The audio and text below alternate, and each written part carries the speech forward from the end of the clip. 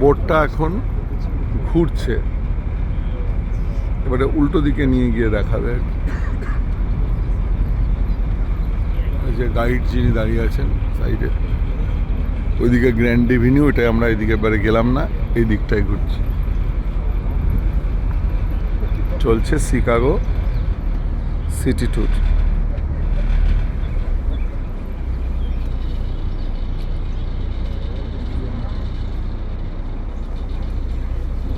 City tour না, architectural city tour, East Bank club.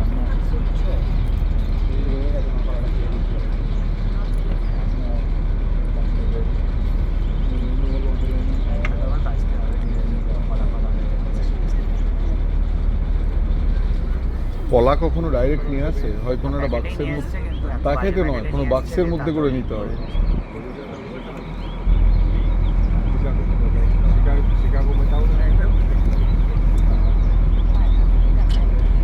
Again, it's a no judgment zone, guys. Go to the bar.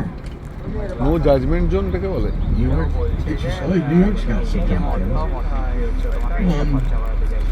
Check this out, guys. Let's get going again. Everything you see around here with balconies, you see all the balconies, is residential. ও নিচের ফ্লোরে, আচ্ছা বলছে ওই সময়টা নিচে গিয়ে তুমি জাগুজি করো, মানে মদ টদ খাও, মানে এগুলো এদের এই বিজনেসের অঙ্গ। মানে এটা আমরা ডেকে আছি নিচে, কিন্তু আমরা তো ডেকে আছি, তাহলে আমরা ডাইরেক্ট দেখে গেলাম, নিচে যাওয়া যাবে। Residential building boom in the core of the city. The downtown population is growing. Now, this was actually a national phenomenon. New York, this happened there too. And this urbanization of American cities is kind of the Europeanization of American cities. You know, Europeans often lived and worked right in their city centers. Americans, we didn't, especially in the Midwest, because our downtowns were just different. Our downtowns, first of all, were surrounded by factories and warehouses. So it was dirty downtown, it was isolated downtown, there was no infrastructure, and there was nothing fun to do. When you think about it, all those things have changed. Those factories and warehouses are probably condominiums now.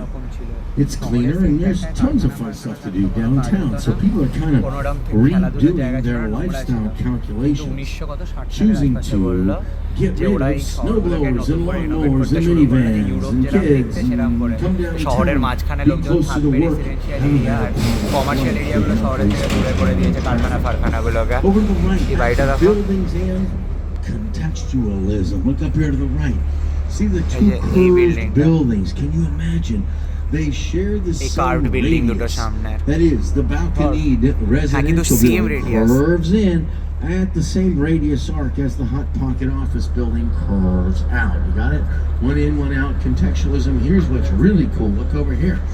They're not only copying each other, they are both copying the radius on the curve of the new Veen building, Ferris Bueller's building, 1983, coming into view. So here's three curved buildings sharing one particular feature, contextualism. It's hiding in plain sight, making for a friendly skyline. You get a nice view down the main branch over here to the left, classic photo, little trail on the bridge. But meanwhile, nerd alert! Nerds, wake up! We're going to talk about the obvious.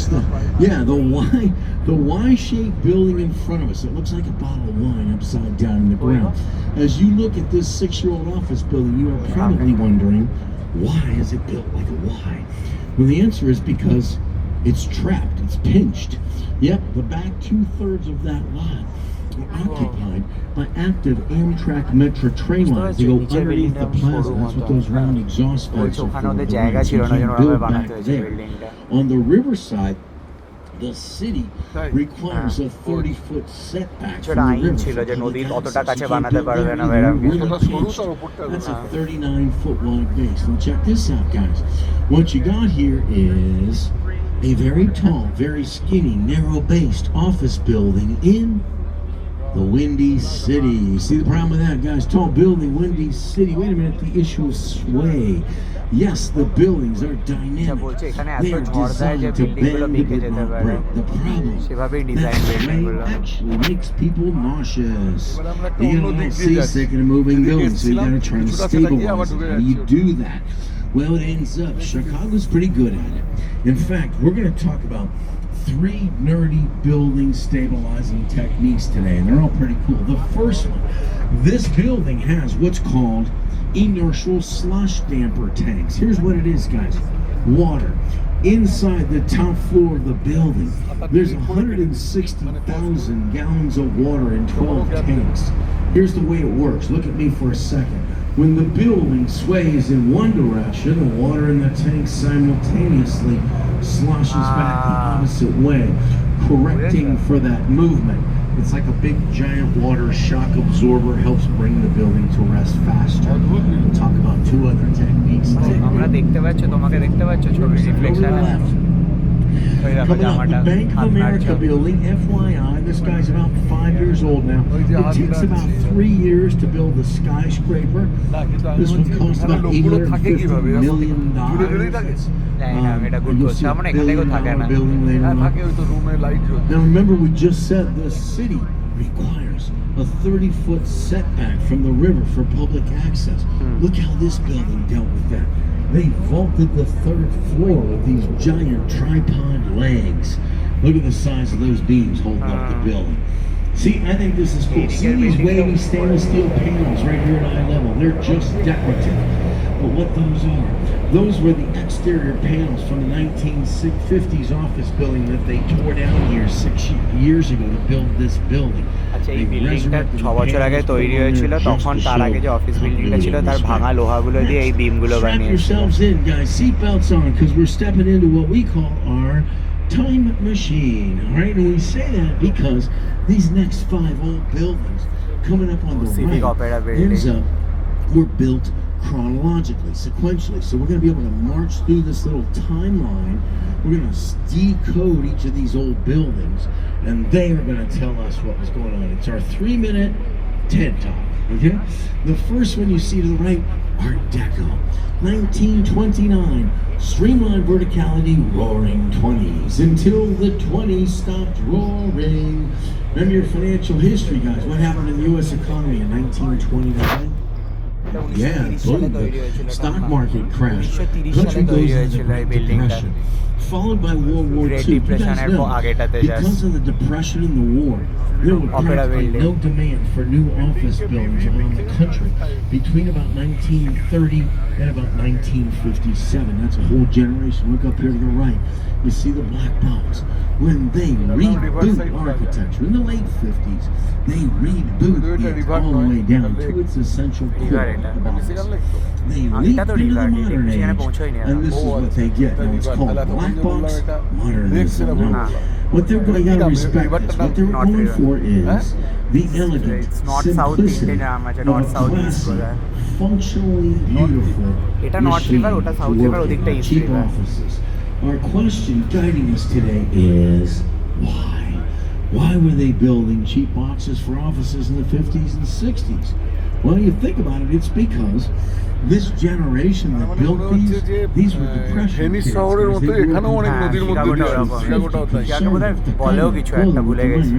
Didn't want to waste it on ornamentation, which they didn't, and they were busy building the infrastructure of our country.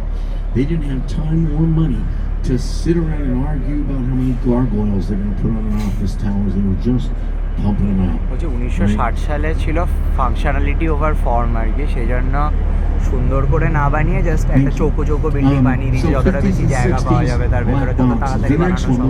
1970s, the international style, generic universal building. You might have one of these in your hometown from the 70s. But the curved one in front of us, 1980s. Cultural shift, big hairbands, shoulder pads, leg warmers. Who was that? The world was changing in the 80s, guys, and they were out of the box. No more square thinking. They wanted buildings that curved when the river curved. Buildings with reflective glass to teach society to get along in a changing world and context. In the 80s, contextualism was born. So here is the evolution of architecture. This will be on the final exam. I promised you'd learn this, and it went like this. From beautiful European cathedral-looking buildings like the Wrigley Building in the early 20s, to striped Art Deco in the optimistic late 20s, to conservative black boxes in the 50s, white boxes in the 70s, contextualism in the 80s, high-tech, high-performance buildings these days, and that is the end of our TED Talk. Da-da!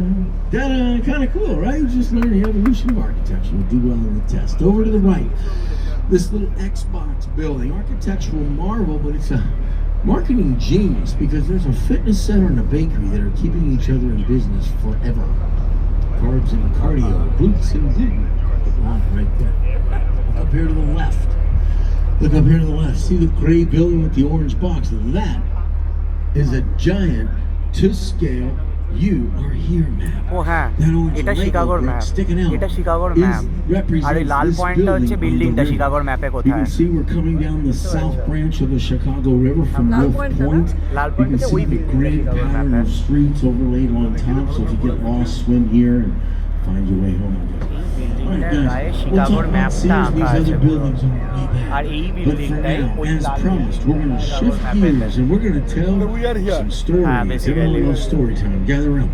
We're going to tell 3 important stories that will help us understand Chicago and its